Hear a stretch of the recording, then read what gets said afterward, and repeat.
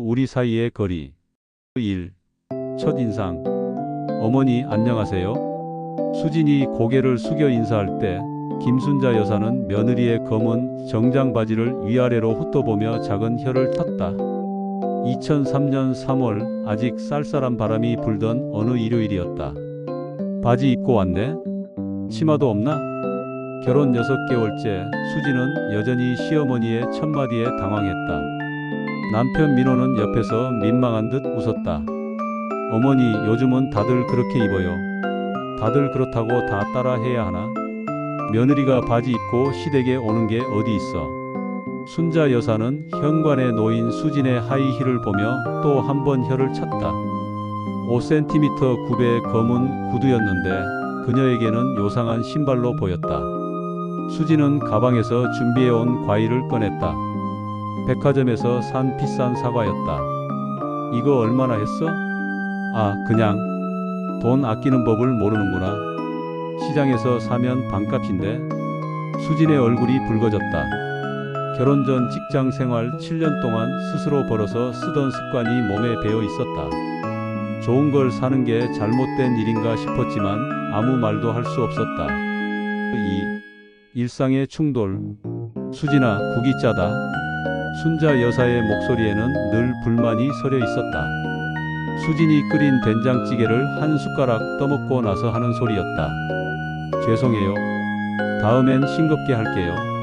결혼하기 전에 요리는 배워야지. 우리 민호가 불쌍해라. 민호는 젓가락질을 멈추고 어머니를 쳐다봤다. 어머니, 저는 괜찮은데요? 수진이가 잘해요.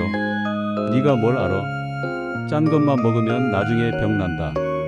수진은 밥그릇을 내려놓고 부엌으로 향했다. 눈물이 날 것 같아서였다.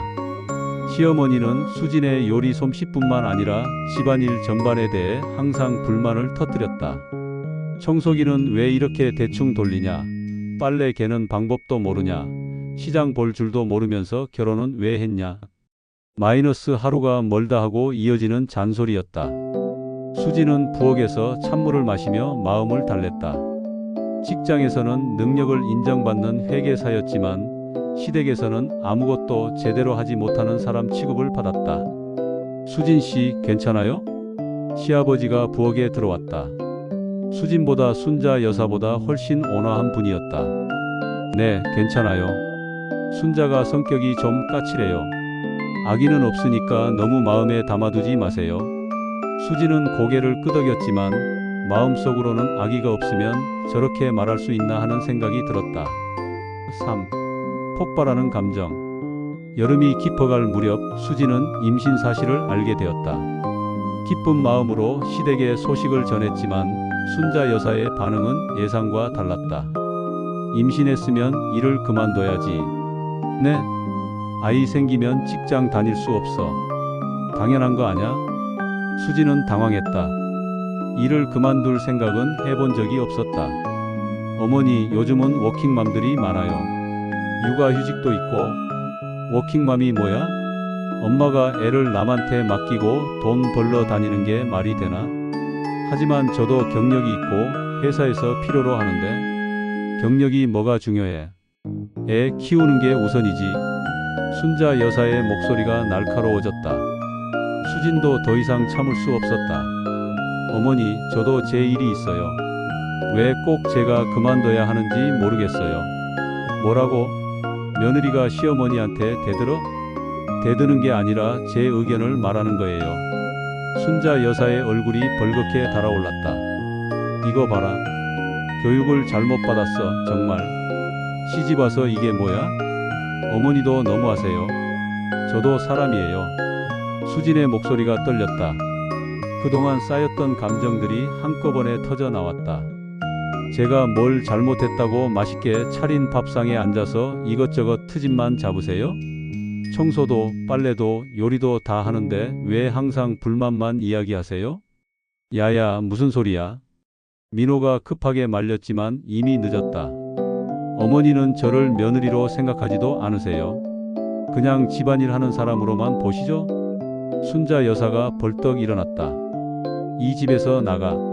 당장 나가. 좋아요. 나갈게요. 수지는 가방을 들고 현관으로 향했다. 민호가 뒤따라왔다. 수진아, 잠깐만. 민호 씨도 어머니 편이시죠? 늘 그랬잖아요. 서로의 마음. 수진이 친정으로 간 지 일주일이 지났다. 민호는 매일 전화를 했지만 수진은 받지 않았다.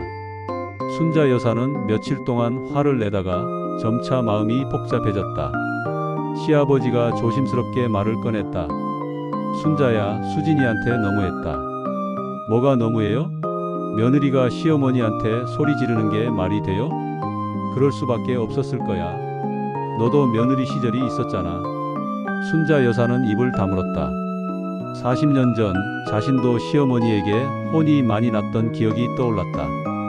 그때는 참을 수밖에 없었지만 얼마나 억울하고 서러웠던지. 요즘 세상이 많이 바뀌었어. 며느리들도 다 공부하고 직장 다녀본 사람들이야. 그래도 예의는 지켜야죠. 수진이도 6개월 동안 참으며 예의 지키려고 했잖아. 우리 눈에는 안 보였지만 순자 여사는 며느리의 모습들을 하나하나 떠올려 봤다. 주말마다 빠짐없이 온 것, 비싼 과일과 선물을 가져온 것, 자신의 잔소리를 묵묵히 들어온 것. 수진이가 임신했잖아. 스트레스 받으면 애한테 안 좋아. 시아버지의 말에 순자 여사의 표정이 굳어졌다. 한편 친정에 있던 수진도 마음이 편하지 않았다. 어머니가 말했다. 시어머니하고 싸우면 안 되는 거야. 참아야 해. 엄마도 그런 식으로 말씀하세요? 내가 며느리 시절 겪어봐서 하는 소리야. 시어머니 마음을 얻어야 나중에 편해. 수진은 답답했다. 왜 항상 며느리만 참아야 하는 걸까? 하지만 엄마, 요즘은 다르잖아요. 저도 일하는 사람이고 제 의견이 있어요.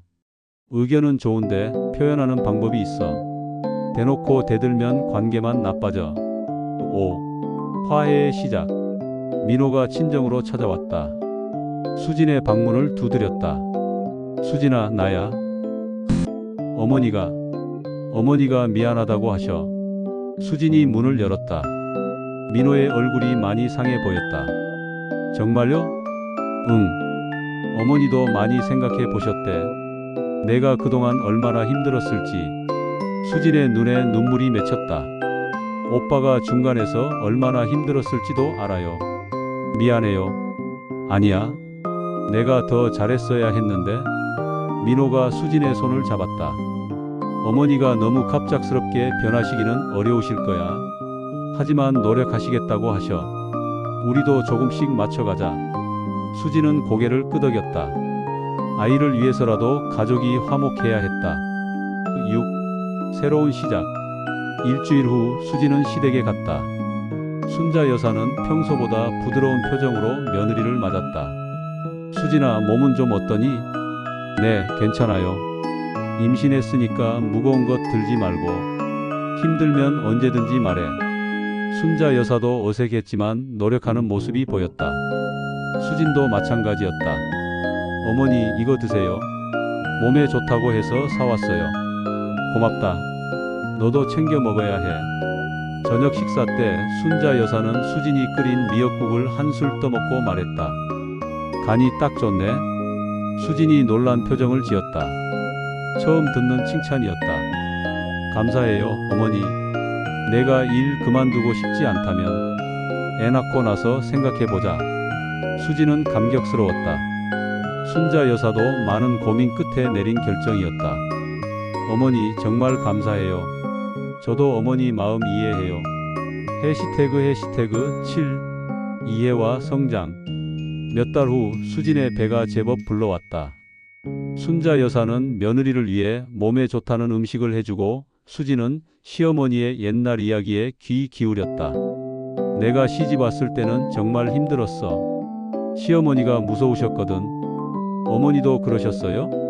그럼 밥상 차리는 것부터 빨래 개는 것까지 다 트집 잡으셨지. 그때는 참 서러웠는데? 순자 여사가 창밖을 바라보며 말했다. 나도 모르게 너한테 똑같이 했나 보다. 미안해. 어머니, 며느리라고 해서 다 참아야 한다고 생각했는데 생각해보니까 너도 누군가의 소중한 딸이더라. 수진의 마음이 따뜻해졌다. 저도 어머니 마음을 이해 못했어요. 아들을 키워본 적이 없으니까 어머니가 민호 오빠를 얼마나 사랑하시는지 우리 둘 다 조금씩 배워가자. 그날 저녁 세 가족이 함께 앉아 아기 이름을 짓는 얘기를 했다. 웃음소리가 오랜만에 집안에 울려 퍼졌다. 새 생명, 새 관계. 2004년 봄 수지는 건강한 아들을 낳았다. 순자 여사는 손자를 처음 안아보며 눈물을 흘렸다. 우리 손자 참 예쁘다. 어머니 고생 많으셨어요.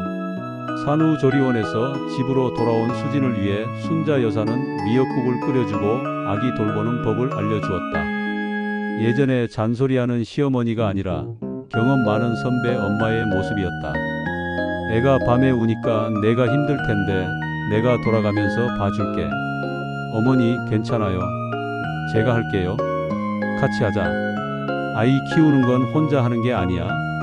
수지는 고마움에 눈물이 났다. 결혼 초기에 날카로운 갈등들이 무색할 만큼 이제는 진짜 가족이 된 기분이었다. 어느 날 저녁 아기를 재우고 난 후 순자 여사가 말했다. 수진아, 내가 일 복귀하고 싶으면 해. 내가 도와줄게. 정말요? 애만 키우고 살기에는 내가 너무 아까워. 능력 있는 며느리를 둔 게 자랑스럽다. 수지는 순자 여사의 손을 잡았다. 어머니 사랑해요. 나도 사랑한다. 우리 딸. 해시태그 에필로그. 5년이 지난 2009년 수지는 직장과 육아를 병행하며 살고 있었다. 순자 여사는 손자 돌보는 일을 즐거워했고 수진과는 친구처럼 가까워졌다. 어머니, 오늘 회사에서 승진 발표가 났어요. 정말? 축하해. 우리 며느리 최고야. 어머니 도움 없었으면 불가능했을 거예요. 가족끼리 뭘 그래. 당연한 거지. 저녁 식사 자리에서 온 가족이 수진의 승진을 축하했다. 아이는 엄마와 할머니 사이에서 행복하게 웃었다. 수진은 생각했다. 결혼 초기에 갈등이 없었다면 지금의 깊은 유대감도 없었을 것이라고. 서로 다른 세대, 서로 다른 배경을 가진 두 여자가 진짜 가족이 되기까지는 시간과 이해, 그리고 사랑이 필요했다. 창밖으로 봄꽃이 피고 있었다. 새로운 계절처럼 그들의 관계도 아름답게 꽃피우고 있었다.